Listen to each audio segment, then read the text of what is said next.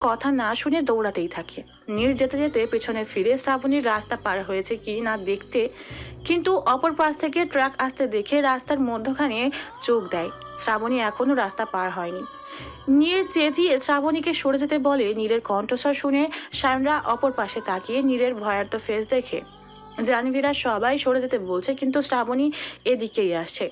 সায়ন ভয়ার্ত চোখে একবার শ্রাবণীর দিকে তাকায়, আবার এগিয়ে আসা ট্রাকের দিকে তাকায়। ট্রাক আর শ্রাবণীর মধ্যে দূরত্ব বেশ কম। শ্রাবণী তো সায়নের দিকে তাকিয়েই হাঁটছে। সায়ন চোখ বন্ধ করে শ্রাবণী বলে চেঁচিয়ে ওঠে। হঠাৎ পিছন থেকে জোরে ধাক্কা দেওয়ায় শ্রাবণীর টাল সামলাতে না পেরে হুমড়ি খেয়ে সায়নের উপরে পড়ে। সায়ন চোখ খুলে শ্রাবণীকে সুস্থ অবস্থায় দেখে জড়িয়ে ধরে। ট্রাকটা দ্রুত গতিতে সাই করে চলে যায়। ট্রাকটা দেখেই বোঝা যাচ্ছে ট্রাকের ব্রেক কাজ করছে না, হয়তো ব্রেক ফেল হয়েছে। ট্রাক চলে যেতেই রাস্তায় একটা রক্তাক্ত দেহ লুটিয়ে পড়ে। তিয়াস চেঁচিয়ে বলে, নীর। তিয়াসের চিৎকারে সবাই শ্রাবণীর থেকে দৃষ্টি সরিয়ে তিয়াসের দিকে তাকায়। অতঃপর তিয়াসের দৃষ্টি অনুসরণ করে সামনে তাকাতেই সবাই স্তব্ধ হয়ে যায়। শ্রাবণী ব্রেস টু বলে চেঁচিয়ে ওঠে। চারদিকে সব চলমান গাড়ি মুহূর্তেই থেমে গেছে। রাস্তার একাংশ জুড়ে শুধু লাল রক্ত আর রক্ত। মাথা ফেটে রক্ত বের হচ্ছে, কান দিয়ে গলগলিয়ে রক্ত পড়ছে। সবাই দৌড়ে রাস্তায় পড়ে থাকা অবচেতন দেহের কাছে এগিয়ে যায়। হসপিটালের করিডোর জুড়ে মানুষের আনাগোনা, কারো কারো প্রিয়জন হারানোর আর্তনাদে মেদিনী চৌচির হয়ে যাচ্ছে। আবার কারো পরিবারে একরাশ আশার আলো নিয়ে সদ্য জন্ম নেওয়া ছোট্ট বাচ্চার কান্নার আওয়াজ। ডক্টররা ছোটাছুটি করছে, থিয়েটারের বাইরের অপেক্ষা করছে নিজেদের প্রিয়জনের জন্য। কিছুক্ষণ আগেই নীরের রক্তাক্ত দেহ পাঁচ কোলে নিয়ে সায়ন হসপিটালে আসে। নীরের রক্তে সবার ড্রেসের যা তা অবস্থা।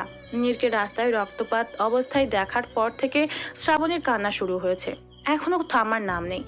কাঁদতে কাঁদতে হেঁচকে উঠে গেছে। জাহ্নবী, রিয়া শ্রাবণীকে কান্না করতে বারণ করছে, কিন্তু নেত্রযুগল কি কারো কথা শুনে?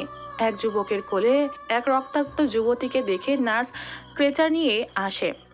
সায়ন সন্তপর্ণে নীরকে স্ক্র্যাচারে শুইয়ে দেয়।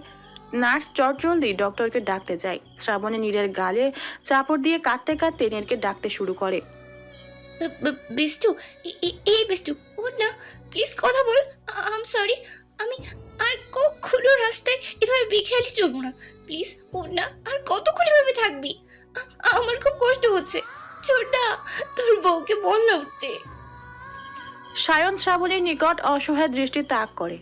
একদিকে শ্রাবণীর চোখের পানি, অন্যদিকে নীরের এই অবস্থা।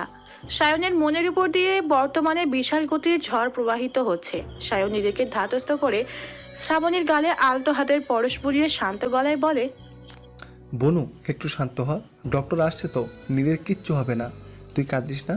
তোর রাগিনী বিষ্টু যদি জানে তুই এভাবে কাঁদছিস, তাহলে দেখবি আমাকে 10.5 হাত কবরের নিচে গেঁথে দেবে। কাঁদে না লক্ষ্মী বনু আমার। ডক্টর কোথায়? আসছে না কেন? কি করছে ওরা? দরকারের সময় কাউকে পাওয়া যায় না। তিয়াস ভাইয়া, বিহান ভাইয়া, যাও না, একটা ডক্টরকে নিয়ে আসো।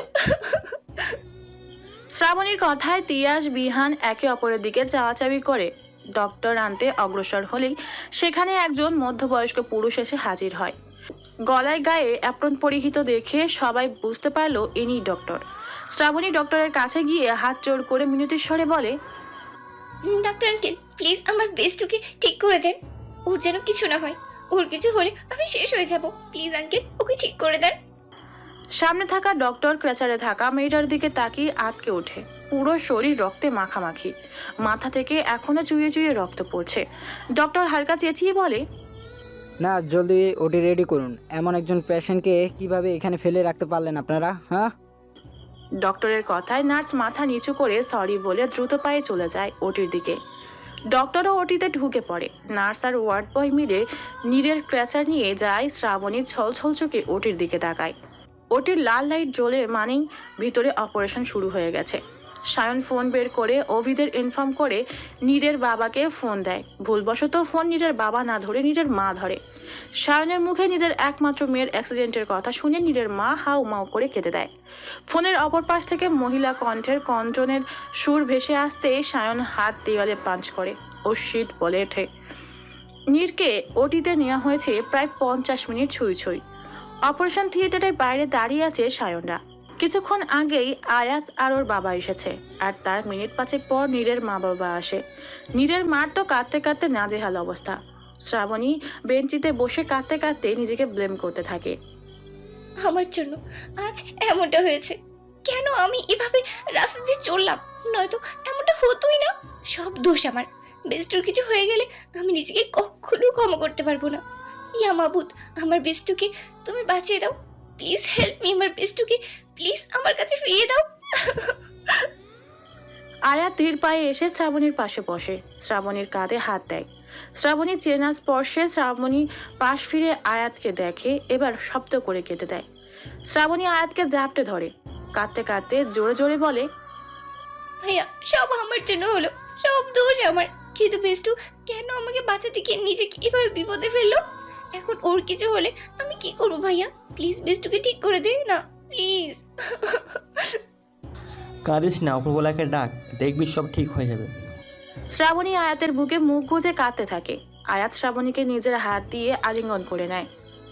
রিয়ারা ধীর পায়ে সায়নের দিকে অগ্রসর হয়। সায়ন রিসেপশনের পাশেই বড় খোলা বেলজনিতে দাঁড়িয়ে আছে। গায়ে এখনো সেই নীলের রক্ত ভেজা শার্ট। ইতিমধ্যে রক্ত শুকিয়ে কালশিটের রং ধারণ করতে শুরু করে। আকাশি শার্টে রক্তের কালার পুরো জল করছে। সায়ন রেলিংয়ে হাত দিয়ে দূর পানে দৃষ্টি নিবদ্ধ করে দাঁড়িয়ে আছে। চোখের সাদা অংশ রক্তিম বর্ণ ধারণ করেছে ইতিমধ্যে। তিয়াস বিহান ধীর পায়ে সায়নের এক পাশে গিয়ে দাঁড়ায়, জাহ্নবী রিয়া অন্য পাশে দাঁড়ায়। সায়নের মাঝে ওদের উপস্থিতিতে কোনো রূপ পরিবর্তন নেই, আগের ন্যায় দাঁড়িয়ে আছে। তিয়াস গলা খাকারি দিয়ে বলে ওঠে, বাড়িতে গিয়ে শার্টটা চেঞ্জ করে আয়। উত্তরে সায়ন মৌন। জাহ্নবী ওর চিকন ফ্রেমের চশমার তলা দিয়ে ভালো করে সায়নকে পর্যবেক্ষণ করে। না, এই ছেলে ভাবগতি বোঝা তার সাধ্যের বাইরে। মানুষ বলে মনোবিজ্ঞানীরা নাকি সূত্র প্রয়োগ করে সব বলে দিতে পারে, কিন্তু জাহ্নবী একজন মনোবিজ্ঞানী হয়েও সায়নের মন পড়ার ক্ষমতা ওর মধ্যে আসেনি। বন্ধু মহলের কাছে সায়ন মানেই রহস্য, যার কথার মার পেঁচে কলেজ স্কুল লাইফে হাজারো মানুষ নাস্তানাবুদ হতো। জাহ্নবী একটা দীর্ঘশ্বাস ছেড়ে বলে, এভাবে আর কতক্ষণ থাকবি? পরে নিজেই অসুস্থ হয়ে থাকবি। দেন জামাই বউ এক হসপিটালে অ্যাডমিট হয়ে পাশাপাশি বেডে শুয়ে রোম্যান্স করার ফোন দিয়ে আসছিস নাকি? জাহ্নবীর কথায় সায়নের ঠোঁটের কোনায় তিরস্কারের হাসি ফুটে ওঠে। বরাবরের মতো বিহানরা এবারও হতাশ হয়। এই ছেলের মনের কথা বোঝা তাদের সম্ভব না। তিয়াস মুখে কিছু রাগের আভাস ফুটিয়ে বলে, আর কতদিন চলবে তোর এই হেলাইপানা? প্রতিবারের মতো এবারও সায়ন নিশ্চুপ। তিয়াস রাগে কটমট করে বলে, গত 8 বছরের লাইফে তোকে বুঝতে পারলাম না, এত গাড়তেরা কেন তুই? এবার তো স্বীকার কর। সায়ন এবার মুখ খোলে। সায়ন তিয়াসের দিকে তাকিয়ে বলে, অভিমান, অনুভূতি, ভালো লাগা, ভালোবাসা, এই জিনিসগুলোতে তোরা এত বিশ্বাসী কেন? আমি এটাই বুঝি না, কী আছে এসবে? শায়ন প্লিজ, এই এক কথা শুনতে শুনতে আমরা জাস্ট বোর হয়ে গেছি। তোর খোলস একজনই ছাড়াতে পারবে, আর তাকে দিয়েই তোকে সাইজ যদি না করি তাহলে আমরা বন্ধু নামে ইস্তফা নেব, মনে রাখিস। সায়ন স্মিত হেসে আনমনে বলে, বুঝলে প্রেয়সী, ভালো তো সবাই বাঁচতে পারে, কেউ অভিনয় করে, আবার কেউ সত্যিকারের, কিন্তু অস্তিত্বে কয়জন ধারণ করতে পারে? জাহ্নবীরা রাগে ফুঁসতে ফুঁসতে চলে যায়। সায়ন ও জাহ্নবীদের পেছন পেছন যায়। তখনই ওটির দরজা খুলে একজন নার্স দ্রুত এসে বলে, পেশেন্টের বাড়ির লোক কে আছেন? নার্সের কথায় সবাই নার্সের কাছে আসে। নার্স বিলম্ব না করে বলে, আপনাদের মাঝে অনেক গ্রুপে কেউ আছেন, প্রচুর রক্তের প্রয়োজন। আমাদের হসপিটালে ব্লাড ব্যাঙ্কে মাত্র 1 ব্যাগ রক্ত পাওয়া গেছে। আপনারা দ্রুত 2 ব্যাগ রক্তের ব্যবস্থা করুন, নয়তো পেশেন্টকে বাঁচানো সম্ভব নয়। নার্সের কথায় সবাই স্তম্ভিত হয়ে যায়। এখন কোথা থেকে এত আর্জেন্টলি রক্ত পাবে? আর এই ব্লাড গ্রুপ ইউনিক, সহজে পাওয়া যায় না। শ্রাবণী ধপ করে বসে পড়ে, চোখ জলে টইটুম্বুর হয়ে যায়। সায়নরা দ্রুত বেরিয়ে পড়ে রক্তের খোঁজে, কারণ হসপিটালে উপস্থিত কারোরই ও নেগেটিভ রক্ত না। সায়ন, আয়াত, বিহান, তিয়াস একজন এক হসপিটালের ব্লাড ব্যাংকে খোঁজ করছে, কিন্তু কোথাও রক্ত নেই। অতঃপর 30 মিনিট পর সবাই হসপিটালে ফেরত আসে। ওরা আসতেই নার্স আবার আসে। কি হলো, রক্তের ব্যবস্থা করতে পারলেন? এই গ্রুপ কোথাও নেই নার্স, যা করার আপনাদেরই করতে হবে। আশ্চর্য, রক্ত আমাদের এখানেও নেই। এখন কি রক্তের অভাবে পেশেন্টের অপারেশন অফ করে দেব? হাতে আর 15 মিনিট আছে, কুইক ব্যবস্থা করুন। নার্স চলে যায়। সায়ন মাথা চেপে বসে পড়ে। রাস্তায় একজনকে পেয়েছিল এই গ্রুপের, কিন্তু উনি HIV ভাইরাসে আক্রান্ত। হয়তো আর কয়েক মাসের অতিথি এই পৃথিবীর। শ্রাবণীর কান্নার বেগ আরো বেড়ে যায়। শ্রাবণী কাঁদতে কাঁদতে সায়নের কাছে এসে বলে, ছোটদা, কিছু একটা কর, এভাবে বসে থাকিস না। তোর বোনকে বাঁচাতে গিয়ে বেডে শুয়ে থাকা মেয়েটা আজ মৃত্যুর সাথে লড়ছে। এভাবে বসে থাকিস না, কিছু একটা কর। হঠাৎ সায়নের কিছু একটা মনে পড়তে সায়ন শ্রাবণীর চোখ মুছে কপালে আলতো পরশ দিয়ে বলে, আমি আসছি, আমাকে 10 মিনিট দে, তোর বেস্টুর জন্য আমি রক্ত নিয়ে আসবো। সায়ন বেরিয়ে যেতেই নার্স এসে আবার তাড়া দিতে শুরু করে। সায়ন হসপিটাল থেকে বেরিয়ে কাউকে কল দেয়। কয়েকবার রিং হতেই ফোন ধরে সায়ন দ্রুত বলে, আমার 2 ব্যাগ ওর নেগেটিভ রক্ত প্রয়োজন, 5 মিনিটে নিয়ে আসতে পারবে? সায়নের কথা শুনে ওপাশ থেকে কিছু একটা বলে ওঠে। সায়ন আলতো হেসে ফোন কেটে দেয়। এতক্ষণে আশার আলো দেখা গেল। 15 মিনিট পর কি হলো, আপনার রক্ত পেয়েছেন? না সিস্টার। তিয়াসের কথায় নার্সের চোখে মুখে বিরক্তি ছেয়ে যায়। নীরের মা আঁচলে মুখ গুজে কাঁদছে। নীরের বাবা বেঞ্চে বসে আছে। চোখের টার্নিশে এসে জমা থাকা পানি আপ্রাণ চেষ্টায় ঠেকিয়ে লেগেছে। একমাত্র মেয়ের এমন অবস্থা কেউই সহ্য করতে পারে না। সিস্টার বিরক্তি নিয়ে বলে, তাহলে ডক্টরকে বলি অপারেশন অফ করে দিতে, রক্তের জোগাড় হয়নি। তখনই পেছন থেকে কেউ বলে ওঠে, আমরা দেব রক্ত। পুরুষলী কণ্ঠে সবাই পেছনে তাকিয়ে দেখে মাহির আর আদিত্য দাঁড়িয়ে আছে। পেছন পেছন সায়ন শুভ আসছে। মাহির আদিত্য নার্সের কাছে এসে বলে, আমাদেরও নেগেটিভ, চলুন। চলুন চলুন, জলদি আসুন। মাহির আর আদিত্য ভেতরে চলে যায়। প্রায় বেশ কিছুক্ষণ দুজন বেরিয়ে আসে। সায়ন মাহিরের সামনে দাঁড়িয়ে কৃতজ্ঞতা স্বরে বলে, তোমাদের অনেক ধন্যবাদ, তোমরা না থাকলে হয়তো অপারেশনটা অপই হয়ে যেত। ইটস ওকে ভাইয়া, আর আমরা আমাদের জুনিয়র বোনের জন্য রক্ত দিয়েছি, এতে ধন্যবাদ দেওয়ার কিচ্ছু হয়নি। মাহির এবার শ্রাবণীর দিকে তাকায়। শ্যাম বর্ণা মুখশ্রী কাঁদতে কাঁদতে বেহাল দশা। চোখ দুটো লাল হয়ে ফুলে গেছে, গালে আঙুলের ছাপ পড়ে গেছে। মাহির সন্তর্পণে শ্রাবণীর নিকট দাঁড়ায়। শ্রাবণী মাহিরকে কৃতজ্ঞতা সুরে বলে, অনেক ধন্যবাদ ভাইয়া, আমার বেস্টুকে রক্ত দিয়ে বাঁচানোর জন্য। আমি সত্যি আপনার কাছে কৃতজ্ঞ থাকবো। ইটস ওকে, বাট আমার ধন্যবাদ না, অন্য কিছু চাই। কি চান? মাহির নিজের ঠোঁট কামড়ে শ্রাবণীর দিকে গভীর দৃষ্টি নিবদ্ধ করে হেসে বলে, এখন না, সময় হলে ঠিক চেয়ে নেব। এখন কান্না অফ করো, নয়তো পেতনি ভেবে সবাই ভয় পাবে। আর রাস্তায় এত বেখেয়ালি কেন? এখনও পিচ্ছি নাকি?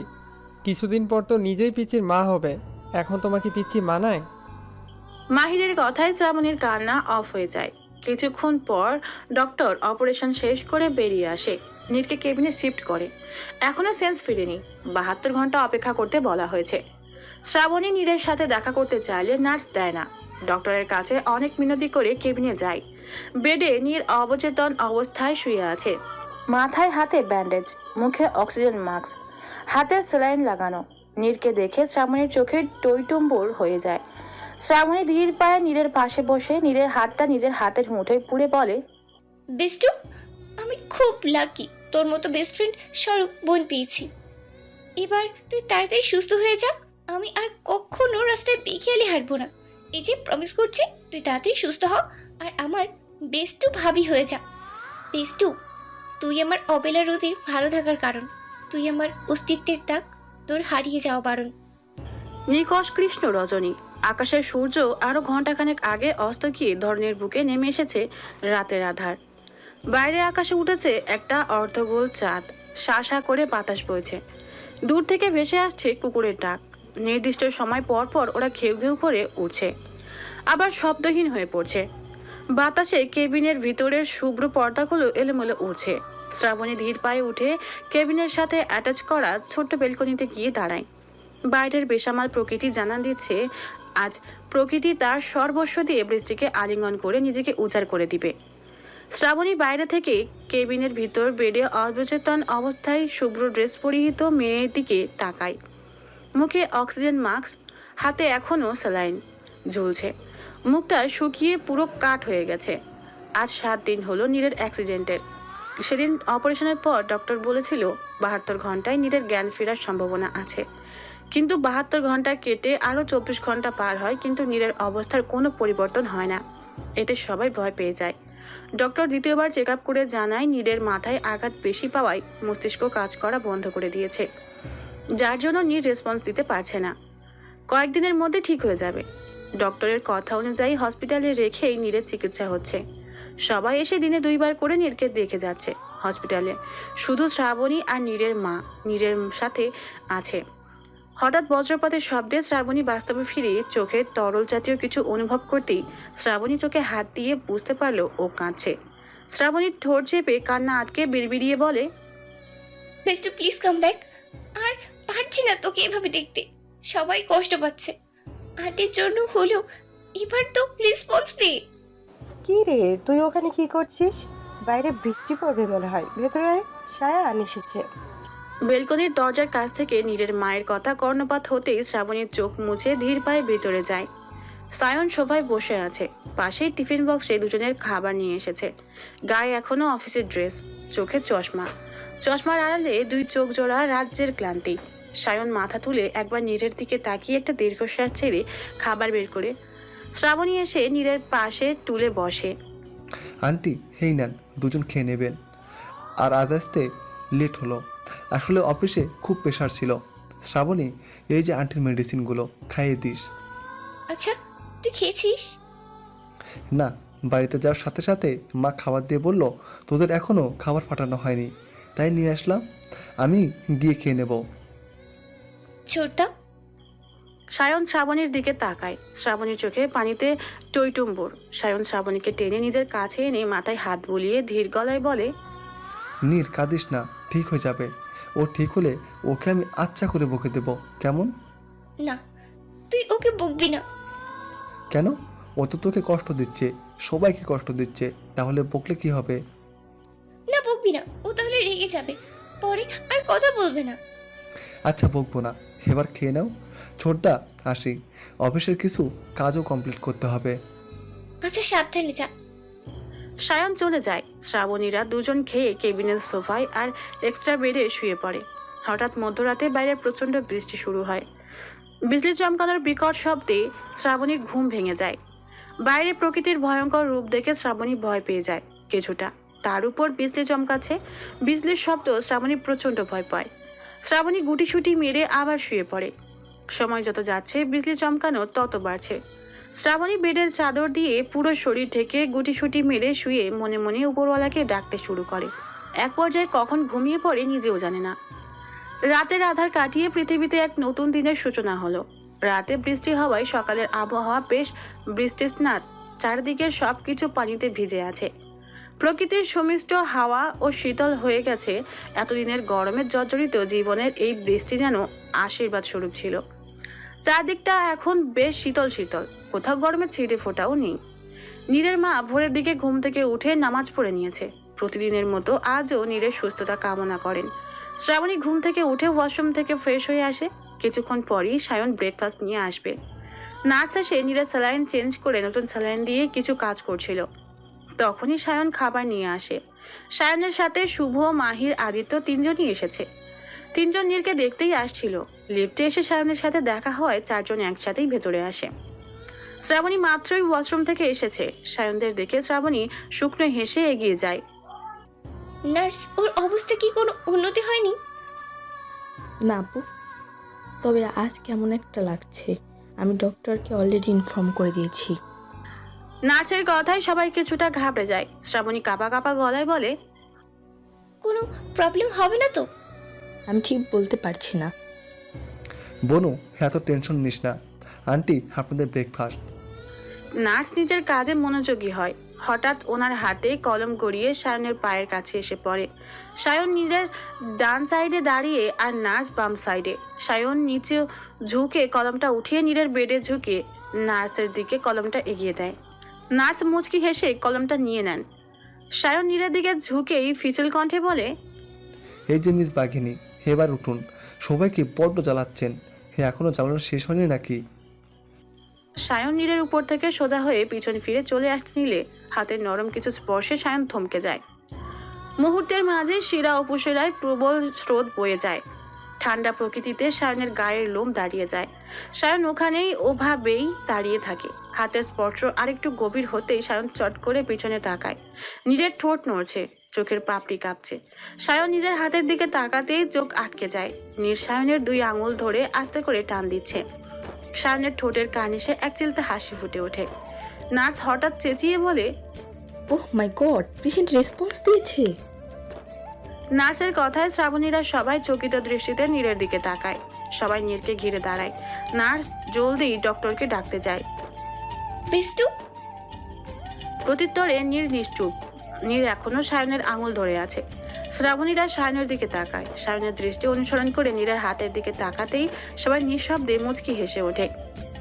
ভার্সিটি থেকে সবেমাত্র ফিরে বেডে গা হেলিয়ে দিয়েছে নীর। অ্যাক্সিডেন্টের পর থেকেই হুটহাট মাথা ব্যথা করে। এটা নিয়ে ডক্টরের কথা অনুযায়ী মেডিসিনও নিচ্ছে। আজকে রোদে তীর্যক তাপে নীরের নাজেহাল দশা। তার মধ্যে এই শ্রাবণীও আজ ভার্সিটি যায়নি। ওর নাকি মাথা ব্যথা, তাই যাবে না। নীর ভার্সিটি যাওয়ার আগেও বলেছে ও ভার্সিটি যাবে। আর ভার্সিটি গিয়ে ওর পাত্তা না পেয়ে ফোন দিয়ে জানতে পারে ম্যাডামের মাথায় পেন। মাথা ব্যথা কিছুটা লাঘব হতেই নীর জামা কাপড় নিয়ে ওয়াশরুমে চলে যায়। পাকা 2 ঘন্টা শাওয়ার নিয়ে মাথায় তাওয়াল পেঁচিয়ে রুমে এসে বেডের দিকে চোখ যেতেই ব্রু আপনা আপনি কুঁচকে আসে। বেডের উপর যাবতীয় জিনিস দেখে নীর মাথার তাওয়াল খুলে গুটি গুটি পায়ে বেডের দিকে এগিয়ে যায়। একটা মেরুন কালার শাড়ি, কিছু কাঁচের চুড়ি, আরও কয়েক ধরনের গহনা। তখনই নীরের মা এসে ব্যস্ততার সুরে বলে, নীর, তাড়াতাড়ি রেডি হয়ে নে, আজ সায়নদের বাড়ি থেকে তোদের পাকা দেখা করতে আসছে। নীরের মায়ের কথা শুনে নীরের মাথায় হাত। কি বলে আজ পাকা দেখা? নীর বিরক্তি নিয়ে বলে, আর কিসের পাকা দেখা? এতদিন দেখে আরও দেখা লাগে? আশ্চর্য। যা বুঝিস না তা নিয়ে কথা বলবি না, বুঝলি? তাড়াতাড়ি রেডি হয়ে নাও। নীরের মায়ের ধমকে নীর চুপসে যায়। নীরের মা চলে যায়। নীর ধপাস করে বেডে বসে পড়ে। রাগে মাথা আবার ব্যথা হয়ে যাচ্ছে। এই ছেলে এমন গিরগিটির মতো রং বদলায় কিভাবে? সেদিনই তো বললো ওকে জীবনে বিয়ে করবে না। শায়নকে বকতে বকতে রেডি হতে শুরু করে। বেলকনিতে দাঁড়িয়ে আছে 2 জন মানব মানবী। একজনের দৃষ্টিতে তীব্র রাগের আভাস, অন্যজনের দৃষ্টিতে একরাশ নীরবতা। বাইরে সূর্যের তীক্ষ্ণ তেজ এসে ব্যালকনিতে পড়ছে। তার সাথে গরম বাতাসে নীরের সামনে এনে রাখা চুলগুলো উড়ছে। শাড়ির আঁচলও কিছুটা উড়ছে। তবে নীরের তাতে কোনো ভ্রুক্ষেপ নেই। নীর তো সামনে দাঁড়িয়ে থাকা উজ্জ্বল শ্যামবর্ণের ভাবলেশহীন যুবকের দিকে তাকিয়ে আছে। চশমার আড়ালে লুকিয়ে থাকা চোখগুলো হাজারো রহস্যে ভরপুর, যার কোনোটার উত্তর আর সমাধান নীরের জানা নেই। প্রায় 1 ঘন্টা আগে সায়নদের বাড়ির সবাই নীরদের বাড়ি এসেছে। ওরা আসার কিছুক্ষণ পরই নীরকে তাদের সামনে নিয়ে যাওয়া হয়। অতঃপর সবার মতামতে ওদের বিয়ে সামনের সপ্তাহে ঠিক হয়। তখনই সায়নের বাবা নীর আর সায়নকে একা কথা বলতে পাঠায়। এতে নীর বেশ আনন্দিত হয়। নীর মনে মনে ঠিক করে সায়নকে না করে দেবে, কিন্তু তাতে 1 ট্রাক পানি ঢেলে দেয় সায়ন, যা নিয়ে নীর সায়নের উপর ক্ষেপে আছে। নীর তীক্ষ্ণ কণ্ঠে বলে, মিস্টার চৌধুরী, আপনি তো অন্য একজনকে ভালোবাসেন, আপনার জিয়েব আছে। তাহলে হোয়াই মিস্টার চৌধুরী, কেন আমাকে বিয়ে করতে রাজি হচ্ছেন? এসবের মানে কি? আমি আপনাকে বিয়ে করব না, দ্যাটস ইট। আপনি যেভাবেই হোক বিয়েটা ভাঙুন। নীর উত্তরের আশায় সায়নের দিকে তাকায়। না, এই ছেলে ভাবলেশহীন দাঁড়িয়ে আছে, কোনো প্রতিক্রিয়া নেই। নীর তো মাঝে মাঝে নিজের কনফিউজড, এটা আদৌ মানুষ নাকি কোনো রোবট। নীর এবার রাগের বশে সায়নের কলার চেপে ধরে। হঠাৎ এমন হওয়ায় সায়ন কিছুটা পিছিয়ে বেলকনির রেলিংয়ের সাথে লেগে যায়। নীর তীক্ষ্ণ কণ্ঠে বলে, কথা শুনছেন না আপনি? এমন করছেন কেন? কি করছি? সায়নের মুখে এতক্ষণে কথা শুনে নীর কিছুটা স্বস্তি পায়। আপনি তো একজনকে ভালোবাসেন, I am right? Yes, you are right. আপনার গার্লফ্রেন্ড আছে, রাইট? গার্লফ্রেন্ড না, বলো হবু বউ, কারণ বিয়ে করলে তো বই হতো। তাহলে কেন আমাকে বিয়ে করছেন? শুধু শুধু নিজের জীবনটা শেষ করছেন, সাথে আমারটাও। আব্বু বললো যে তাই। এবার কলারটা ছাড়বে নাকি এভাবে থাকবে? নীর এবার আরো রেগে সায়নের কলার জুড়ে চেপে কিছুটা চেঁচিয়ে বলে, আপনি আপনার বাবার কথা রাখতে গিয়ে বিয়ে করছেন, সো আপনি আর আপনার কথা রাখা দুটাই আমার থেকে দূরে থাকুন। আমি এমন কাউকে বিয়ে করব না যার মনে অন্য মেয়ের বাস, সো এই বিয়েটা আমি করছি না। নীর এতটুকু বলে চলে আসে। 2 পা এগোতেই সায়নের কথা শুনে থমকে যায়। বিয়ে তো আমাকেই করতে হবে। So get ready baby girl. বেস্টু, তোকে এই লুকে দেখলে চোরটা বেচারা হার্ট অ্যাটাক করবে। শ্রাবণীর মুখ থেকে এমন কমপ্লিমেন্ট পেয়ে নীরের বিরক্তি মাখা ফেসে আরও একরাশ বিরক্তি এসে ধরা দেয়। নীর ঝাঁঝালো কণ্ঠে বলে, তোর হিটলার ভাইয়ের হার্ট অ্যাটাক করানোর জন্য নিশ্চয়ই আমি সাজিনি, ফালতু কথা রাখ। নীরের কথায় শ্রাবণীর মুখটা চুপসে যায়। অতঃপর কিছু একটা ভেবে হাসি হাসি মুখে বলে, কাম অন বেস্টু, এখানে তো আমরাই, এত লজ্জা পাওয়ার কি আছে? শ্রাবণীর কথায় উপস্থিত সবাই শব্দ করে হেসে দেয়। নীর এবার রাগান্বিত দৃষ্টিতে শ্রাবণীর দিকে তাকিয়ে দাঁতে দাঁত চেপে বলে, দোহাই লাগে বই, থাম, পারলে একটা হেল্প কর, কি বল? আমাকে পালাতে সাহায্য কর। আজ রাত পোহালে যেই মেয়ের বিয়ে, তার মুখে এমন বাক্য শুনে সবার চক্ষু চড়ক গাছ। শ্রাবণী থতমত খেয়ে বলে, তুই পালালে আমার ছোটদার কি হবে? জাহান নামে যাক, আমার কি? হুট করে একটা মিথ্যে বলে আমার সাথে বিয়ে ঠিক করে নিল, এটার কোনো মানে হয়? ওনার তো জিয়ে আছে, তবু কেন আমার সাথে এমন করছে? প্রত্যুত্তরে শ্রাবণী দীর্ঘ শ্বাস ছেড়ে নীরকে নিয়ে স্টেজের দিকে অগ্রসর হয়। আজ নীর সায়নের গায়ের হলুদ, দুজনের গায়ে হলুদ একসাথেই হচ্ছে। সেদিনের পর নীর অনেক ট্রাই করলেও বিয়ে ভাঙতে পারেনি, আর না পেরেছে নিজের মা বাবাকে কিছু বলতে। শেষ পর্যন্ত একরাশ দুঃখ মনে পুষে অন্যের বয়ফ্রেন্ড বিয়ে করার প্রস্তুতি নিতে শুরু করে। আর পুরো 5 দিন পর নীর সায়ন মুখোমুখি হবে। এতদিন নীর ইচ্ছে করেই সায়নের সামনে যায়নি, কারণ ইদানিং সায়নকে দেখলে নীরের মাথায় প্রচন্ড রাগ উঠে যায়। ওই দিনই তো রাগের বশে কলার চেপে ধরেছিল, তারপর রাগ কমাতে নিজেই লজ্জায় পড়ে গিয়েছিল। কিন্তু তবুও একবারও সরি বলেনি। বলবে কেন? যা করেছে বেশ করেছে। মনে একজন রেখে ঘরে আরেকজন রাখবে, এটা কেমন কথা? এসব ভাবনার মাঝেই নীর বাগানে এসে পৌঁছায়। এক পাশে শ্রাবণী, অন্য পাশে মিহি, আর পেছনে 2 জন মেয়ে নীরের মাথায় ওড়না ধরে নীরকে নিয়ে স্টেজের সামনে দাঁড় করায়। নীর বিরক্তি মাখা ফেসে এক একজনের কমপ্লিমেন্ট শুনে যাচ্ছে। হঠাৎ বাম পাশে চোখ পড়তে নীর থমকে যায়। কাঁচা হলুদ পাঞ্জাবি, সাদা পাজামা পরিহিত যুবককে দেখে চুলগুলো সুন্দর করে সেট করা, হাতে কালো ফিতার ওয়াচ। উজ্জ্বল বর্ণের এই ছেলে সৌন্দর্যে কোনো দিক থেকে কম নয়। গালের খোঁচা খোঁচা দাড়ি আর চোখের চিকন ফ্রেমের চশমা যুবকের সৌন্দর্য আরো শত গুণ বৃদ্ধি করে দিয়েছে। হঠাৎ হুঁশ ফিরতে নিয়ে দ্রুত অন্যত্র দৃষ্টি ফেলে মনে মনে নিজেকে শখানেক গালি দেয়, এভাবে লুচুর মতো তাকিয়ে থাকার জন্য। দূর থেকে নীরকে বিড়বিড় করতে দেখে সায়ন স্মিত হেসে, নীর, দরকার হলে খাট থেকে নিচে পড়, 10 তলা বিল্ডিং থেকে নিচে পড়ে যা, তবু এই হিটলারের প্রেমে পড়তে যাস না, তাহলে তোকে অপমান করতে পিছপা হবে না। এমন উগান্ডার প্রেমে না পড়ে প্রেমটা মাটির নিচে চাপা দে। ডিয়ার, কন্ট্রোল মন, প্লিজ কন্ট্রোল। এই সায়ন না কায়নের প্রেমে নট অ্যালাউ। কি হলো? ওকে স্টেজে বসাও। নীরকে নিয়ে সায়নের পাশে বসানো হয়। নীর দুজনের মাঝে ভারত পাকিস্তান বর্ডার রেখে বসে। শ্রাবণী বিষয়টা খেয়াল করছে। শয়তানি হেসে বলে, গায়ে হলুদের আগে ছোটদা আর বেস্টুর কয়েকটা কাপল পিক তুলে নিই, না হলে পরে বেস্টুর মেকআপ নষ্ট হয়ে যাবে। হ্যাঁ, শ্রাবণী ঠিক বলেছেন। আবির ভাইয়া, ক্যামেরাম্যান কোথায়? দাঁড়াও, আমি নিয়ে আসছি। আবির যেতে নিলে নীর বাধা সেদে বলে, আবির, এসবের কি দরকার? বাদ দে প্লিজ। আরে কি বলো, এখনো বড়রা কেউ আসেইনি, এত লজ্জা পাওয়ার কি আছে? কিন্তু বিয়ের কোণের মতো থাক, এত কথা বলিস কেন ফাজিল? প্রত্যুত্তরে নীর ভেঙচি কাটে। আবির গিয়ে ক্যামেরাম্যানকে নিয়ে আসে। বিহান সায়নের দিকে তাকিয়ে চোখ টিপ দেয়। সায়ন চোখ গরম করে বিহানের দিকে তাকায়। আপনারা ভোর বউকে একা ছেড়ে এদিকে চলে আসুন, ওদের ফাঁকা জায়গা দেন। অবশ্যই ওদের এক করার জন্যই এত আয়োজন। নীর সায়নের থেকে শ্রাবণী কিছুটা দূরে থাকা। ওরা দুজন বাদে বাকি সবাই শুনে নিঃশব্দে হাসে। সবাই একে একে স্টেজ থেকে নেমে আসে। সায়ন উঠে দাঁড়ায়। নীর এখনো গালে হাত দিয়ে বসে আছে। নীর ওঠো, সায়ন তো দাঁড়িয়ে আছে। জানভীর কথায় নীর উঠে দাঁড়ায়। দুজনই পাশাপাশি দাঁড়ায়, তবে বেশ দূরত্ব বজায় রেখে। ক্যামেরাম্যান চেঁচিয়ে বলে, কাপল পিক তোলা হচ্ছে ভাইবোন, সেট পিক নয়। দুজনই মুখ সেট বানিয়ে ইন্ডিয়া বাংলাদেশের বর্ডার করে দাঁড়িয়ে আছেন। ক্যামেরাম্যানের কথায় সায়ন নীর একে অপরের দিকে তাকায়, বাকি সবাই হেসে দেয়। সায়ন কিছুটা দূরত্ব কমিয়ে নীরের কিছুটা কাছে আসে, কিন্তু নীর ঠাই এক জায়গায় দাঁড়িয়ে আছে। শ্রাবণী বিরক্তি নিয়ে নীরকে ধাক্কা দেয়। হঠাৎ ধাক্কা দেওয়ায় তাল সামলাতে না পেরে সায়নের উপর গিয়ে পড়ে। সায়ন নীরের কোমর জড়িয়ে নিজের সাথে চেপে ধরে। নীর সায়নের কলার খামচে চোখ খিচে নেয়। এক ফাঁকে সবাই নিজেদের ফোন বের করে পিক তুলে নেয়। ক্যামেরাম্যানও পিক তুলে কোমরের উন্মুক্ত অংশে উষ্ণ হাতের স্পর্শে নীর কেঁপে ওঠে। সায়ন নীরের দিকে অপলক তাকিয়ে আছে। বেশ কিছুক্ষণ পর কারোর সারা শব্দ না পেয়ে নীর পিটপিট করে চোখ খুলে তাকায়।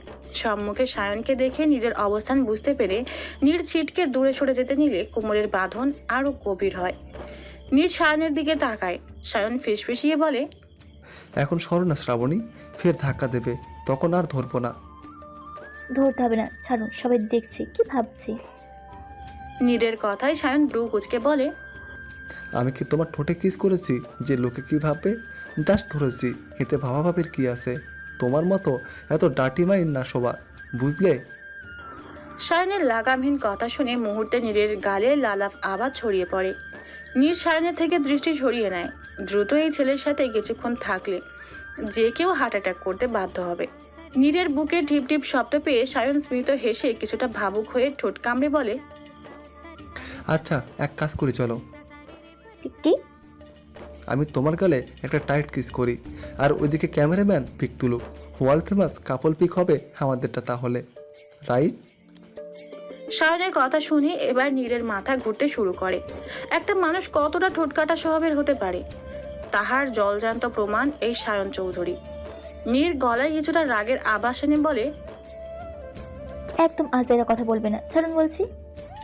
আজ তোমায় পাগল করা সুন্দর লাগছে পিচ্চি পাখি। আর পাগল করা সুন্দর মানে বোঝো?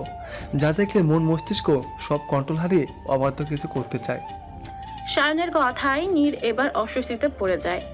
গাল ক্রমশ গরম হয়ে আসছে, কান দিয়ে গরম ধোঁয়া বের হচ্ছে। চারিদিকে ঠান্ডা বাতাসে কপাল দিয়ে দরদর করে ঘাম ছুটছে। শুরু করে নীর আর চোখে সায়নের দিকে তাকায়। মাদকতাপূর্ণ নেত্রজোড়া দৃষ্টি নিবদ্ধ হতেই নীর দ্বিগুণ লজ্জায় পড়ে যায়। নীর এটাই বুঝতে পারছে না আজ সায়নের হলো কি। নীরের অবস্থা এখন এমন ছাইরা দেমা কাইন্দাবাজি।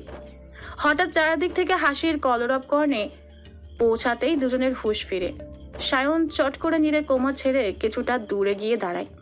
নীর সায়নের দিক থেকে মুখ ঘুরিয়ে দাঁড়ায়। সায়ন কিছুক্ষণ আগের কথা মনে হতেই নিজের উপর নিজে রেগে যায়। কি সব বলে ফেললো? সায়ন কপাল চুলকে ঘাড় ঘুরিয়ে নীরের দিকে তাকায়। বেচারি লজ্জায় পুরো লাল হয়ে গেছে। সায়ন নিজেকে বকতে শুরু করে। রিয়া ঠাট্টা স্বরে বলে, প্রথমে তো কাছে আসতে চাইছিল না, আর পরে এসে ছাড়ার নামই নেই। আরে ডিয়ার, ধরাধরি চোখাচোখি কাল রাতে অনেক টাইম পাবি কথা বলার। এতক্ষণ কি ফুসুর ফাসুর করছিলি, যার জন্য বেচারির মুখ এমন লজ্জায় লাল হয়ে আছে? ভাই যাই বলেন, পিকগুলো এক একটা সেই হয়েছে, ভবিষ্যৎ প্রজন্মের জন্য রেখে দিলাম। আরে থাম তোরা, এদিকে বেচারি লজ্জায় ঘেমে যাচ্ছে। সামান্য এতটুকুতেই এত লজ্জা? বাসর ঘরে তো মনে হয় লজ্জার জন্য ছুতোই দেবে। সবার এমন লাগামহীন কথা শুনে নীর এবার বিপাকে পড়ে যায়। না পারছে সরতে, না পারছে এই ঠোঁটকাটা স্বভাবের মানুষদের সামনে থাকতে। সায়ন সবাইকে কিছুটা ধমকে বলে, চুপ করবি তোরা? পিক তোলা শেষ, এখন অনুষ্ঠান শুরু কর, রাত হচ্ছে। সায়নের ধমকে আর নীরের অবস্থা বুঝতে পেরে সবাই চুপ হয়ে যায়। অতঃপর অনুষ্ঠান শুরু হয়। হলুদের অনুষ্ঠান শেষে ঢুলু ঢুলু পায়ে রুমে প্রবেশ করে নীর। সারাদিনের ক্লান্তিতে পা আর চলছে না। নীর কোনো রকমে ভেতরে গিয়ে ছিটকে নিয়ে আটকে পরনের সব নিয়ে ওয়াশরুমে গিয়ে শাওয়ার ছেড়ে ধপ করে বসে পড়ে। উপর থেকে টুপটুপ করে পানি গড়িয়ে পড়ে। নীর পুরো ভিজে যায়। শাওয়ারের পানি মুখের হলুদ মেকআপ সব উঠে পানি দিয়ে ধুয়ে যাচ্ছে। প্রায় 2 ঘন্টা পর শাওয়ার ছেড়ে নীল 3 পিস কালো জিন্স পরে চুল মুছতে মুছতে বের হয়ে রুমে এসে মাথার তাওয়াল বেডে ছুঁড়ে ড্রেসিং টেবিলের সব জিনিস একে একে গুছিয়ে সাজিয়ে পেছন ফিরতেই ভূত দেখার মতো চমকে যায় নীর। ভয়ে দুপা পিছাতেই পিছনের টেবিলের সাথে সাজানো সরঞ্জাম এলোমেলো হয়ে গড়িয়ে পড়ে। নীর কাঁপা কাঁপা গলায় বলে, আপনি এখানে কি করছেন? নীরের কথায় সায়ন নীরের দিকে কিছুটা এগিয়ে আসে। অতঃপর জিভ দিয়ে ঠোঁট ভেজিয়ে আমতা করে বলে, নীর, আই এম রিয়েলি সরি। তখন আমি ওইসব তোমাকে বলতে চাইনি।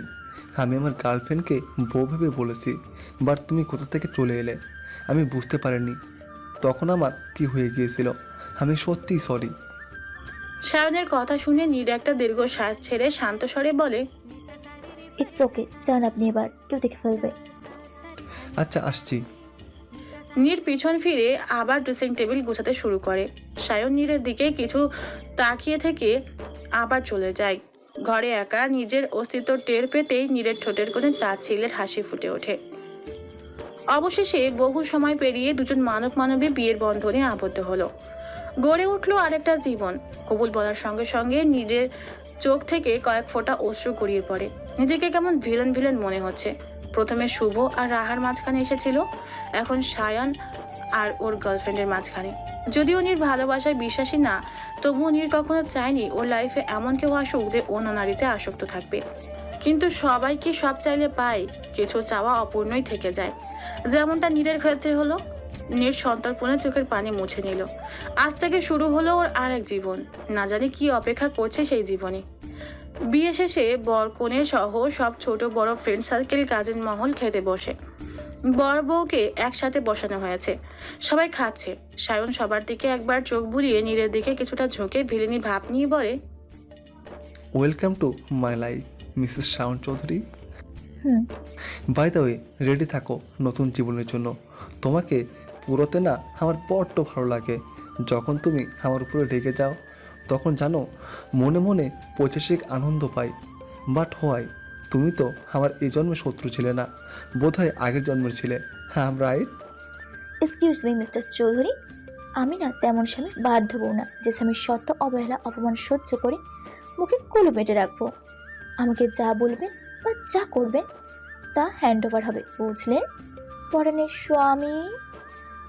নীরের কথায় সায়নের বিষম খেয়ে যায়। নীরের ঠোঁটের কোণে পৈশাচিক হাসি ফুটে ওঠে। সারা জীবন মানুষ দেখে আসলো বাসর ঘরের সামনে দাঁড়িয়ে থাকে বন্ধু মহল, কাজিন মহল কিংবা ভাবি, কিন্তু নীরের দয়ায় সবাই সাপের পা দেখতে সক্ষম। বাসর ঘরের দরজার সামনে দেওয়ালে ঠেস দিয়ে দাঁড়িয়ে আছে নীর। সামনে সায়ন হতভম্ব হয়ে দাঁড়িয়ে আছে। সায়নের হতভম্ব ফেস দেখে উপস্থিত সবাই পেট ফেটে হাসি আসছে। সায়ন নিজেকে ধাতস্থ করে পড়ে, লাইক সিরিয়াসলি? নতুন বউ, তাও যার আজ বাসর সে নিজেই নিজের বাসরের টাকা চাইছে।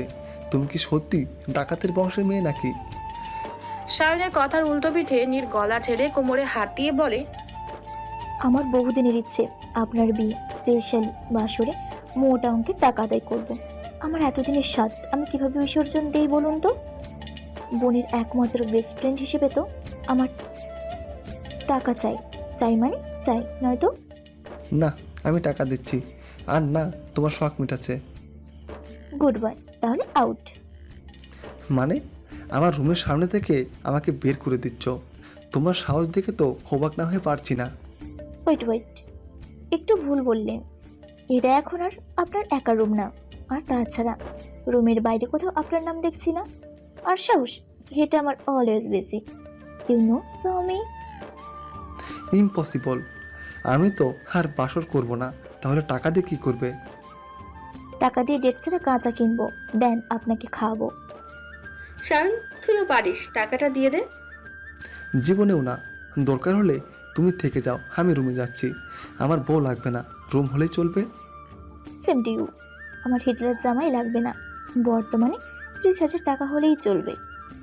টাকার অঙ্ক শুনে সায়নের মাথায় বিনা মেঘে বজ্রপাত হবার অবস্থা। সায়নের মুখটা পুরো এতটুকু হয়ে যায়। সায়নের অবস্থা দেখে নীর ঠোঁট কামড়ে শয়তানি হাসি দেয়। টাকা দেবেন নাকি রাস্তা মাপবেন? দিচ্ছি, বাট এত টাকা দিয়ে কি করবে? একমাত্র জামাই হই আমি তোমার, একটু দরদ দেখাও। নীর ক্ষিপ্ত হয়ে প্লাস্টিকের হাসি ঝুলিয়ে বলে, দরদ? হ্যাঁ রাইট, দরদ দেখিয়েছি তো। আপনার মতো হিটলারকে বিয়ে করেছি, নয়তো এই জীবনে মেয়ে পেতেন না। নীরের কথায় সায়ন দাঁত চেপে বলে, একবার ভেতরে যাই, তারপর হিটলার কত প্রকার কি তোমাকে আমি সায়নও বুঝিয়ে দেব। তিয়াস 32 দাঁত কেলিয়ে বলে, ভাই বাঘিনী এখন বউ, ইচ্ছি বউ, নির্যাতন কম করিস, নয়তো তোর নামে আবার মানহানির মামলা দিবে। তিয়াসের কথায় সবাই এবার হেসে দেয়। নীর ঠোঁট কামড়ে সায়নের দিকে তাকায়। সায়ন নিরুপায় হয়ে নীরের হাতে টাকা ঢুকিয়ে হনহনিয়ে রুমে চলে যায়। নীর সায়নের যাওয়ার দিকে তাকিয়ে হাতের টাকাগুলো একসাথে করে একটা ডেভিল স্মাইল দিয়ে বলে, মিশনে কমপ্লিট। বেষ্টু, তোর ভাইয়ের জন্য লেবুর শরবত রেডি রাখিস, নয়তো আবার আমার একমাত্র হাব্বির অ্যাসিডিটি হবে। তুই কি করবি রে? কি করব? আশ্চর্য, তোর ভাই তো অর্ধেক জীবন আমার সাথে হিটলারি করে গেল, এবার না হয় আমি একটু হাতে করে হিটলার শটটা থেকে মানুষ করি। যাই করো, আমার দেবরটাকে একটু ভালোবেসো। ইস, বেষ্টু, তুই লজ্জা পাস? আশ্চর্য, তোর ভাই তো এখনো কিছুই করলো না, লজ্জা পাবো কেন? আর রিবু, আমার ভালোবাসা এত সস্তা না, তোমার হিটলার দেবরের ওপর অ্যাপ্লাই করবো। এই ভালোবাসা আমি আমার পরের জন্মের জামাইয়ের জন্য সযত্নে নিজের মনে চেপে রাখবো। নীরের কথায় সবাই চোখ বড় বড় করে তাকায়। শুভ দাঁত কেলিয়ে বলে, নীর, তুমিও রুমে যাও, ভাইয়া অপেক্ষা করছে। আমিও যাই গাইস। যা তুই, নতুন বউ ছাড়া আমাদের শুভ আবার ঘুমাতে পারে না। তাহলে বেষ্টু, তুইও যা, ছোটদাও তো, তোকে ছাড়া ঘুম হবে না। শ্রাবণীর কথা শুনে নীরের কাশি পেয়ে যায়। নীর কাশতে কাশতে রিহিকে হালকা ধরে এসা পাশ থেকে পানি দেয়। নীর পানি খেয়ে শ্রাবণের দিকে তীক্ষ্ণ দৃষ্টি নিয়ে বলে, যেমন ভাই ঠিক তার তেমন বোন। আল্লাহ মামুদ, এই দুই ঠোঁটকাটা ভাই বোনের সাথে থাকলে আমি পাগল হয়ে যাব। তুই দেখিস তোর কপালে এমন একটা বর জুটবে যে সম্মুখ সমরে তোকে কিস করবে। নীর বিড়বিড় করতে করতে চলে যায়। শ্রাবণী ভাবলার মতো নীরের যাওয়ার দিকে তাকিয়ে থাকে। বাকিরা হেসে দেয়। তখনই ভেতর থেকে এক চিৎকার ভেসে আসে, বললো গো, মিশন শুরু, চলো সবাই এখন। স্টুপিড, এভাবে চেঁচালে কেন? আপনার কি লজ্জা শরম নেই? এইভাবে একটা টাওয়াল পরেছি। আমি কি মেয়ে মানুষ যে আমার লজ্জা করবে? যতটুকু ঢাকার প্রয়োজন ততটুকু ঢেকেছি। আর তুমি তো আমার বউ, তাই না বউ? আচ্ছা, আমাকে জব্দ করার ধান্দা, শালা লজ্জু। এবার দেখ আমি কি করি। নীর সায়নের দিকে ফিরে যায়। ঠোঁটের কোণে হাসি ফুটিয়ে সায়নের দিকে এগোতে এগোতে বলে, ঠিক বলেছেন, আমি তো আপনারই বউ। আপনার সব কিছুতে আমার অধিকার আছে, এমনকি আপনাদেরও আমার অধিকার আছে, তাই না? হঠাৎ নীরকে এভাবে এগোতে দেখে সায়ন ঘাবড়ে যায়। সায়ন তো চেয়েছিল নীরকে সামান্য একটু ভয় দেখাতে, কিন্তু এখানে তো উল্টো নীর ওকে ভয় পাইয়ে দিচ্ছে। সায়ন আমতা আমতা করে বলে, এভাবে এগোচ্ছে কেন? ও মা, আজ তো আমাদের বাসর না, এই গুলে বাসর করবো কিভাবে? মানে কিসের বাসর? যাক বাবা, আপনি তো এতটাও ছোট না, বাসর কিসের এটা বুঝেন না। সায়ন পেছাতে পেছাতে হঠাৎ তাওয়ালের বাঁধন ঢিল হয়ে যায়। সায়ন শক্ত করে তাওয়াল আঁকড়ে ধরে অসহায় ফেস করে নীরের দিকে তাকায়। এবার নীর হাসি আটকে রাখতে পারে না, শব্দ করেই হেসে দেয়। নীর হাসতে হাসতে বেডে বসে পড়ে। সামনে টাওয়ার সামলাতে পারেন না, বউ কিভাবে সামলাবেন? ওটা তোমার না ভাবলে চলবে। বেড থেকে নামো, আমি ঘুমাবো। আমি কি আপনার হাত ধরে রেখেছি? আশ্চর্য, যান গিয়ে ঘুমান। মানে আমি বেডে ঘুমাবো? তুমি থাকলে ঘুমাবো কিভাবে? ওয়েট, আপনি ঠিক কি বলতে চাইছেন শুনি তো? আমি বলতে চাইছি আমি বেডে ঘুমাবো, আর আমার বেডে তোমার জায়গা হবে না, দ্যাটস ইট। ও আচ্ছা, ওকে ঘুমান। নীর একটা মেরুন কালার শাড়ি নিয়ে ওয়াশরুম চলে যায়। নীরের এমন শান্ত মেজাজে সায়ন বেশ অবাক হয়, কারণ সায়ন তো ওর বাঘিনীকে খুব ভালো করে চিনে, এক কথার পাত্রীও না। তাহলে এখন কেন এভাবে চলে গেল? কষ্ট পেল নাকি? পেলে বাঘ, সায়নের কি? সায়ন আর বেশি কিছু না ভেবে এক সাইড হয়ে শুয়ে পড়ে। হঠাৎ ঘুমের মাঝে ভেজা ভেজা অনুভব করায় সায়ন চট করে ঘুম থেকে উঠে বসে। বেডের দিকে তাকাতে সায়নের চোখ ছানা বড়া। পুরো বিছানা ভিজে গেছে, কিন্তু কিভাবে ভিজলো? ওর জানা মতে ঘুমানোর আগে বেড শুকনো ছিল। হঠাৎ সায়নের চোখ যায় সোফায় আধশোয়া ঘুমন্ত নীরের দিকে। সায়ন যা বোঝার বুঝে যায়।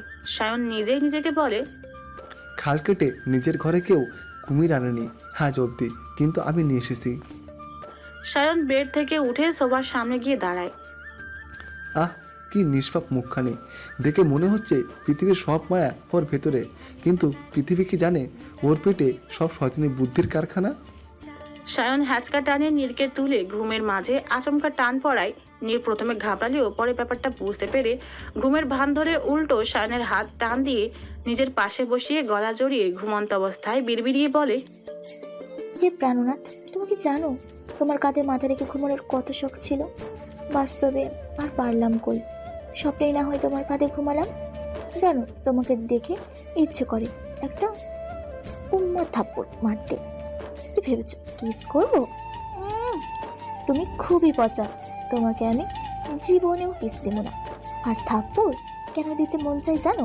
তুমি খুব খারাপ, খোদাই আমার সাথে খারাপ ব্যবহার করো কেন? আমি কি তোমার সাথে এমন করি? আমি নিষ্পাপ একটা মানুষ, তোমাকে আমি এমনি মারবো, এমনি এমন করব বলো? টপাটপ কয়েকটা থাপ্পড় বসিয়ে দেয় সায়নের গালে। সায়ন হতভম্ব হয়ে গালে হাত দিয়ে নীরের দিকে দৃষ্টি নিবদ্ধ করে। শুধু এতটুকুতেই থামলেই হতো। নীর আবার সায়নের হাতে কামড় বসিয়ে দেয়, তারপর ইচ্ছে মতো চিমটি কাটতে শুরু করে। সায়ন দ্রুত নীরের কাছ থেকে সরে উঠে দাঁড়ায়। সায়ন হাতের দিকে তাকিয়ে বিড়বিড়িয়ে বলে, ও মাই গড, কি ডেঞ্জারাস মেয়ে! ঘুমে থাকলে সামনে যাকে ভাবে তাকে খুন করতে দুবার ভাববে না। সায়নের বিড়বিড় করে বলা কথাটা নীরের কানে কিছুটা পৌঁছাতে নীর মনে মনে পৈশাচিক আনন্দ অনুভব করে।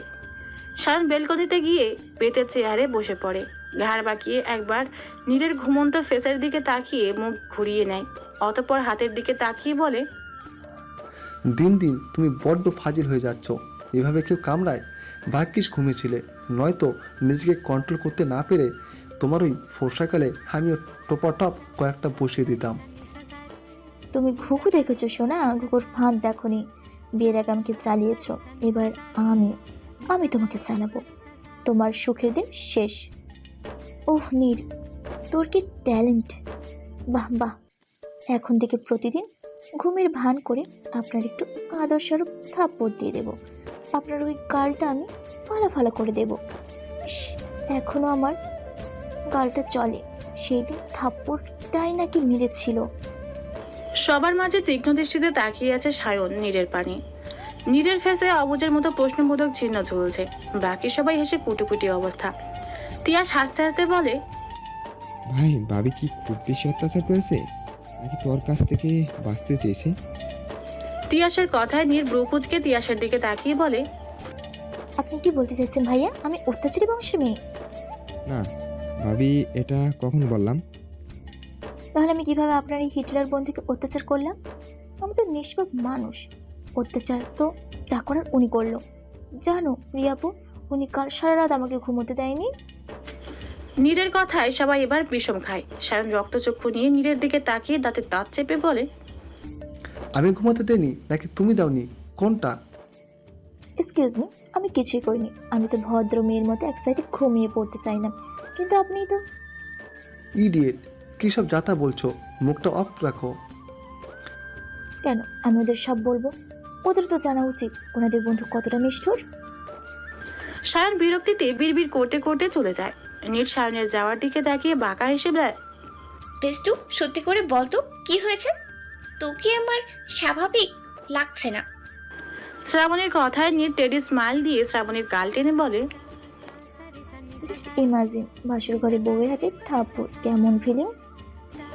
নীরের কথায় সবাই বোকা বনে যায়। সবার বোকা বোকা ফেস দেখে নীরের মনে অসম্ভব শান্তি উপলব্ধি করে। এই মানুষগুলো ওকে কম ডুবায়নি। তুমি কাল রাতে আমাকে ইচ্ছে করে থাপ্পড় দিয়েছো, তাই না? রুমে প্রবেশ করতে না করতেই এমন প্রশ্ন শুনে নীর চমকে যায়। সামনে তাকিয়ে দেখে সায়ন প্যান্টের পকেটে এক হাত গুজে দাঁড়িয়ে আছে। নীর নিজেকে ধাতস্থ করে বলে, কিসে থাপ্পড়? নেকামো করো না। হোয়ারিউ যে আপনার সামনে আমি ন্যাকামো করবো? তোমাদের মেয়েদের আবার আপন পর লাগে নাকি? সবার সামনেই নেকামো করো। I just don't understand. আপনার জেদ আপনাকে কিভাবে সহ্য করে? আমার জিএফ আছে, এটা তুমি কিভাবে জানো? আই মিন, কে বললো? এটা না জানলে কি এমন আপনার মতো ছেলের গার্লফ্রেন্ড থাকবে, এটাই স্বাভাবিক। কেন, আমি কি একটু বেশি হ্যান্ডসাম? যেই না চেহারা আবার হ্যান্ডসাম। আপনার জিদ কি দেখে আপনার প্রেমে পড়লো বলুন তো? জাতি জানতে চাই কে সেই পুরাক পালি। জাতি জানতে চাই নাকি তুমি? আমিও তো জাতির মধ্যেই পড়ি। তো ডিরেক্টলি বলো না, নিজে জানতে চাও। ধ্যাত, আপনার সাথে কথা বলার বৃথা। আচ্ছা এবার বলো, কে বললো আমার জিএফ আছে আর কে আমার জিএফ? কেন জানবি আপু? আপনি তো একে অপরকে ভালোবাসেন, বেস্ট বললো। নীরের কথা শুনে সায়ন বুড়ো আঙুল দিয়ে কপাল চুলকে নীরের কিছুটা কাছে আসে। অতঃপর নীরের দিকে ঝুঁকে ফেসফেসিয়ে বলে, তুমি জানো তুমি অসম্ভব রকমের একটা পিচ্ছি, সবার ক্ষেত্রে ওভার থিঙ্কিং, বাট আসল ক্ষেত্রে নয়। কেন এমনটা মনে হলো? কেন আপনার?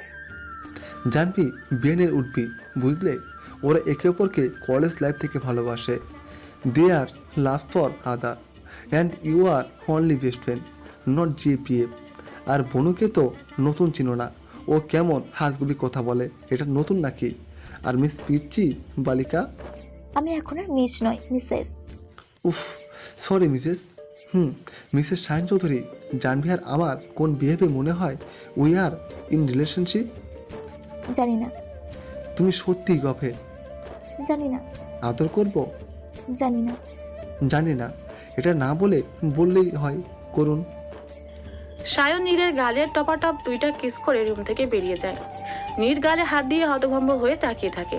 একটু আগে হয়ে যাওয়া সবকিছু নীরের মাথার উপর দিয়ে গেছে। চমৎকার এক রৌদ্রজল সকাল। 7 দিনের মেঘলা আকাশের পর আজ সূর্যের আলোর দেখা মিলেছে। ধরণীতে ধূসর বর্ণের আসমান আজ সূর্যের আলোয় হলদেটে। ভেজা রাস্তা শুকাতে শুরু করেছে। গাছের বৃষ্টি স্নাত পাতা সূর্যের আলোয় ঝলমল করছে।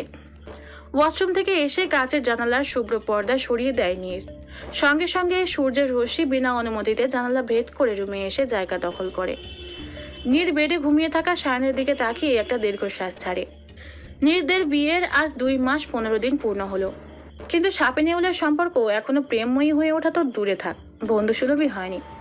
যতক্ষণ দুজনে দুজনের সামনে থাকবে ততক্ষণ এটা ওটা নিয়ে লেগেই থাকবে। এসব ভাবার মাঝে এই জানালা ভেদ করে এক ঝাপটা হাওয়া এসে নীরের চোখ মুখে বাড়ি খায়। নীরের হুঁশ ফিরতে নীর দ্রুত ভার্সিটির জন্য রেডি হতে শুরু করে। ভার্সিটিতে এখন অনার্স ফাইনাল ইয়ার, মানে মাহিরদের ফাইনাল পরীক্ষা চলছে। তবুও ভার্সিটিতে প্রতিদিন 2-3টা করে ক্লাস হয়। ফাইনালের এক্সাম শেষ হতেই ওদের এক্সাম শুরু হবে। সায়ন, নীর আর শ্রাবণীকে ভার্সিটি নামিয়ে অফিস চলে যায়। শ্রাবণী নীর কথা বলতে বলতে মাঠ দিয়ে হাঁটতে শুরু করে। হঠাৎ পায়ে একটা বল এসে লাগায়, শ্রাবণী দাঁড়িয়ে যায়। দূর থেকে বল আসায় বলের বেগও ছিল বেশি, তাই ব্যথাও পেয়েছে। শ্রাবণী চারদিকে তাকিয়ে দেখে এখানে কেউই ক্রিকেট খেলছে না। তাহলে বল কোত্থেকে আসলো? উড়ে উড়ে নাকি? শ্রাবণী নিচে ঝুঁকে বলটা হাতে নিয়ে নেয়। সামনে তাকাতেই 3 জোড়া পা দেখে শ্রাবণীর ভ্রু কুঁচকে আসে। শ্রাবণী উপরে তাকিয়ে দেখে মাহিরা দাঁড়িয়ে আছে। আজকাল কি ক্রিকেটও খেলো নাকি? কি? ক্রিকেট কেন খেলবো? তাহলে বল হাতে নিয়ে কি করছো? বয়ফ্রেন্ডকে গিফট করবে? সি শ্রাবণী, এই পুরনো বল বয়ফ্রেন্ডকে দেবে? কার বয়ফ্রেন্ড? কিসের boyfriend? By the medical road. আপনার তো আজ এক্সাম নেই, তাহলে আপনি এখানে কি করছেন? মেয়ে দেখতে এসেছেন? আসিও যদি সমস্যা। সমস্যার কি আছে? আশ্চর্য। Are you jealous? Wait, jealous তো আপনাকে নেই কেন ভাই? Who are you? আপাতত কিছুই না, ভবিষ্যতে যদি হয়। প্রথমত আমার কোনো বোন নেই, তাই দুলাভাই হওয়ার আশা বাদ দেন। দ্বিতীয়ত আমার বেস্টও এখন আমার ভাবি। এই 2টা অপশন ছাড়া আর কিছু আমার জানা ছিল না। তোর দুলাভাই নাইবা হতে পারে, আমার তো হতে পারে। তোর বোন আসলো কোথা থেকে? এই বয়সে তোর মা বাচ্চা নেবে নাকি? থাপ্পড় লাগামু কানের গোড়ায়, ফাজিল। তাহলে কেমনি? তুই আমার কি হোস? বেস্ট ফ্রেন্ড আর ননদ। আচ্ছা, ননদের জামাই বা বেস্ট ফ্রেন্ডের জামাই কে মানুষ কি ডাকে? ভাইয়া অথবা দুলাভাই। তাহলে এইবার 2-2 4 কর। নীরের যুক্তি শুনে সবাই ঠোঁট চেপে হাসে। শত হলেও ওকালতি পড়ছে কিনা। আর শ্রাবণী বোকার মতো সমীকরণের সমাধান মেলানোর প্রয়াস চালাতে শুরু করে। প্রায় অনেকক্ষণ ভেবে সমাধান পেতেই শ্রাবণী নীরের দিকে চোখ গরম করে তাকায়। শ্রাবণীর তাকানো দেখে নীর শুকনো ঢোক গেলে মিনমিনিয়ে বলে, চাচা, আপন প্রাণ বাচ্চা আম্মু। নীর এক দৌড়ে পগার পার। নীরের পেছন পেছন শ্রাবণীও যায়। শুভ মাহিরের কাঁধে হাত রেখে ডেভিল হেসে বলে, খুব ভালো লাগে তাই না দোস্ত? কি? শ্রাবণের জামাই ডাক শুনতে। এই না। বুঝি খোকাবাবু বুঝি। ম্যাথ উত্তীর্ণ তেল মাখিয়ে ফেস ইনোসেন্ট বানিয়ে লাভ নেই। পরীক্ষা নেই তবুও ভার্সিটিতে ঘুরঘুর কাজ ফেলে। আগে তো এমন ছিলে না। আমরা কি ঘাসে মুখ দিয়ে চলি? বাহ, বুঝিসই সব তো। ওদিকটায় চল। আচ্ছা বা বুঝি, ওকে তাহলে চল আড্ডা করে যাই, গিয়ে আড্ডা দেই, বাকিদেরও ডেকে নেই। তুই তো ভার্সিটি এমনি এসেছিলি, কারণ ছাড়া ঘুরে কি লাভ? চল আড্ডা দেই। আরে ভাই, তোরা বন্ধু নাকি দুশ্মন? শালা চল তো। আমি কি আর ছিলাম এমন? হয়েছে রে তোর মনের মতো। তুই বোঝেগা দিলি না মন, হায় হায় রে। শালা গানটার ইজ্জত শেষ করে ফেলছোস। ভার্সিটি ছুটির পর আজ পরীক্ষা না থাকায় 4 পিরিয়ড ক্লাস করিয়ে ছুটি দিয়েছে। নীরা শ্রাবণী ক্লাস থেকে বের হয়। শ্রাবণী এদিক ওদিক উকি দিচ্ছে। ব্যাপারটা নীর খেয়াল করে মুচকি হেসে বলে, তোমার দেখা নাই গো, তোমার দেখা নাই। কিসব গাইছিস? ঠিক আছে। ও গান। আরে আমার চোখে পড়লো একটা মেয়ে এই দিক থেকে ওই দিকে একটা ছেলেকে খুঁজছে, বাট কাঙ্ক্ষিত ব্যক্তির দেখা না পেয়ে মুখটা চুপসে গেছে। কে? আছে কেউ একজন আমার ডান পাশে। আজাইরা কথা বলিস না, আমি তো ইভাদের খুঁজতেছিলাম। তো স্যাড, তুই বোধহয় খেয়াল করিসনি আজ ওরা দুজনে আসেনি। ও আমি তো ভুলে গিয়েছি। এখানেই তো সময় একটু আধটু ভুল করার। চল তো। চল, সামনে গেলে হয়তো পেলেও পেতে পারিস। প্রত্যুত্তরে শ্রাবণী কিছু না বলে হনহনিয়ে হেঁটে চলে যায়।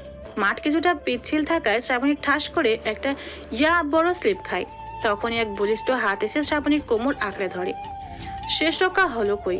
শ্রাবণী কন্ট্রোল হারিয়ে বলিষ্ঠ হাতের অধিকারী ব্যক্তিকে সাথে নিয়েই ঠাস করে নিচে পড়ে যায়। আল্লাহ গো!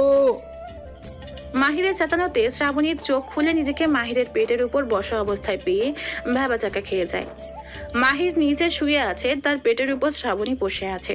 মাহিরের মুখ অলরেডি ব্যথায় লাল বর্ণ ধারণ করেছে। আদিত্য, নীর, শুভ একে অপরের মুখ চাচাই করে কিছুক্ষণ আগের ঘটে যাওয়া ঘটনায় সবাই বর্তমানে কোমার পেশেন্ট। কিছু একটার দিকে স্থির দৃষ্টিতে দেখছে, শুনছে, বাট রেসপন্স করতে পারছে না। ভার্সিটির স্টুডেন্টও কম, তাই বর্তমানে মাঠ ফাঁকাই। ওহ আল্লাহ, পুরো 100 কেজি চালের বস্তা। আমার পেটটা শেষ মনে হচ্ছে, নাড়ি ভুড়ি সব বেরিয়ে যাবে। কি? আমার ওজন 100?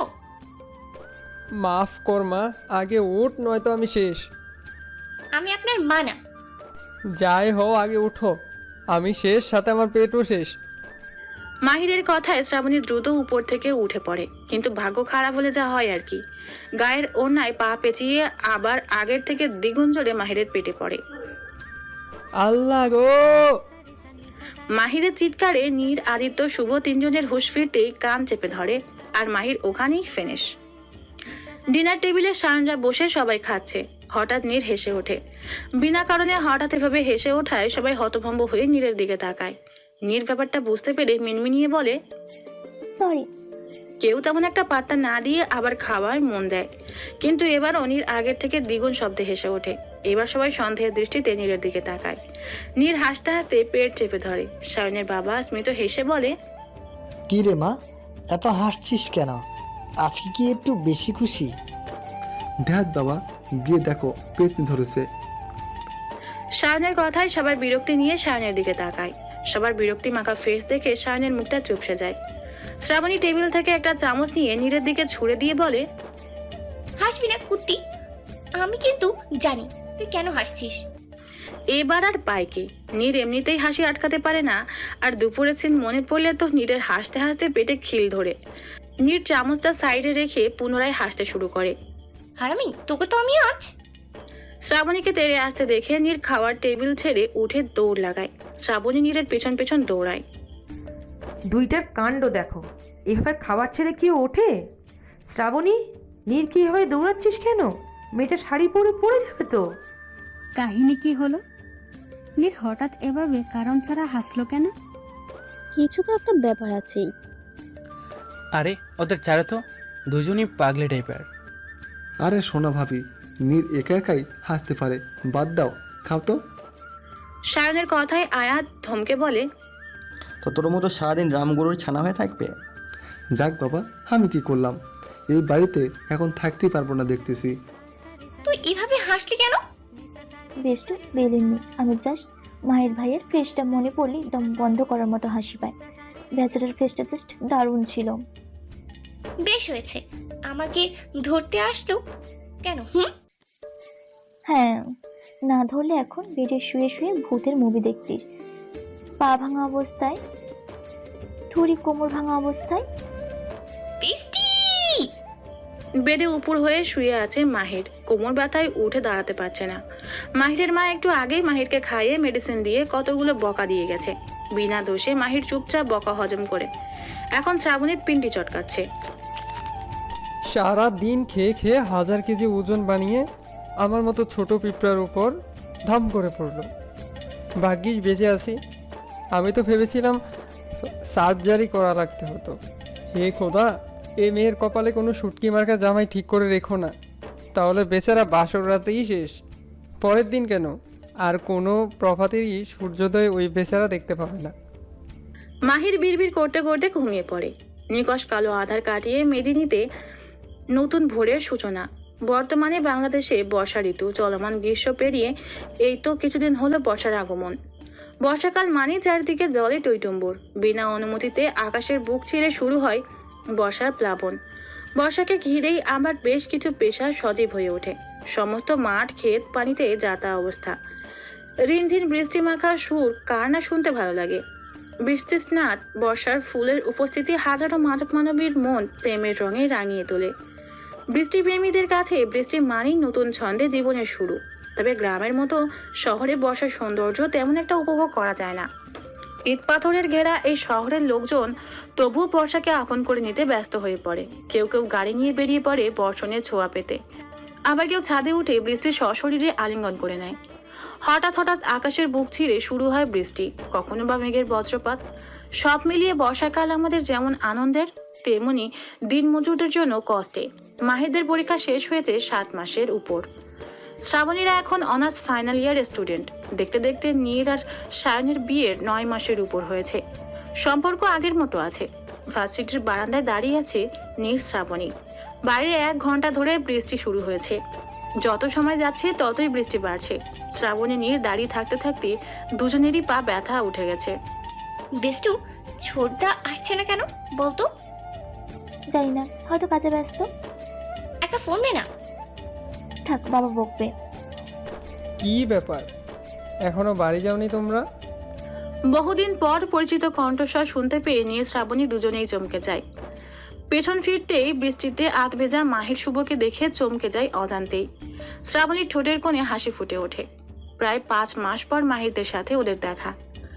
এখন যেহেতু মাহিররা আর ভার্সিটির স্টুডেন্ট না, তাই বেশি একটা এদিকে দেখা যায় না। 5 মাসে মাহিরের ফেস একটুও বদলায়নি। ফর্সা গালে খোঁচা খোঁচা দাড়ি, সাদার মধ্যে হালকা ব্রাউন রঙের গভীর দুটি চোখ, ফিট বডি, ফর্সা গায়ে আকাশের শার্টটা দারুণ মানিয়েছে। বৃষ্টির পানিতে সামনে কিছু চুল ভিজে গেছে, মুখে হালকা পানি, হাতের লোমগুলো পানিতে ভেজা, শার্টের কোনায় ও কিছুটা ভিজে গেছে। মন্দ লাগছে না, ভালোই লাগছে।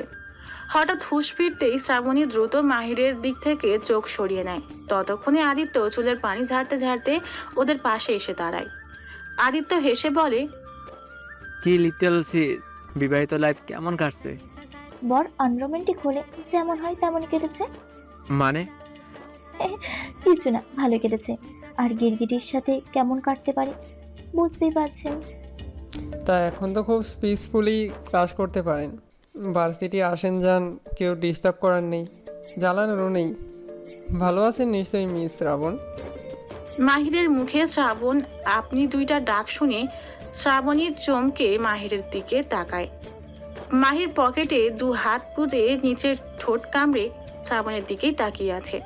শ্রাবণী হালকা কেশে বলে, কোথায় হাওয়া হয়ে গিয়েছিল এতদিন পর আবার কোন আকাশ থেকে টপকাইলেন?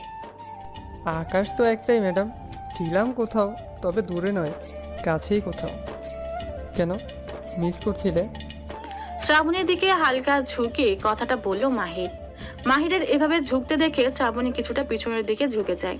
অতঃপর কাঁপা কাঁপা গলায় বলে, না। মাহির শ্রাবণের দিকে গভীর দৃষ্টিপাত করে। ভার্সিটির সাদা ড্রেস গায়ে, চুলগুলো খুব সিম্পল স্টাইলে বাঁধা, কালো গোলাপির সংমিশ্রিত, ঠোঁটে হালকা গোলাপি লিপস্টিক, হাতে ঘড়ি, শ্যামবর্ণের এই মুখে হাজারো মায়াই ছড়াছড়ি। চোখের ভয় মাহির আনমনে মাদকতাপূর্ণ কণ্ঠে বলে ওঠে, আমার বুকের বাঁ পাশে একটা মহাদেশ আছে, অথচ সেখানে আমি শাসক নই, এক সীমাবর্তী শাসনকর্তী হয়ে জেগে আছে। তবে সেই সীমাবর্তীর অভাবে সেই মহাদেশের রাজা বড্ড বেসামাল হয়ে যাচ্ছে। অপেক্ষায় আছে মহাদেশের রাজা সেই পিচ্ছি রানী বউয়ের। মাহিরের কথা শ্রাবণীর মাথার উপর দিয়ে যায়। নীরা মুচকি হেসে ওদের থেকে কিছুটা দূরে সরে গল্প করতে শুরু করে। শুনুন, বলুন। একটু সরে দাঁড়ান, আমার না কেমন কেমন লাগছে। কেমন লাগছে? বুক কেমন ডিপ ডিপ করছে। বুক কখন ঢিপ ঢিপ করে জানো? না। কখনো কাউকে ভেবে মনের অজান্তে হেসেছ? কাউকে হন্য হয়ে এদিক ওদিক খুঁজেছ? কাউকে বড্ড বেশি মিস করার মতো যন্ত্রণা সহ্য করেছ?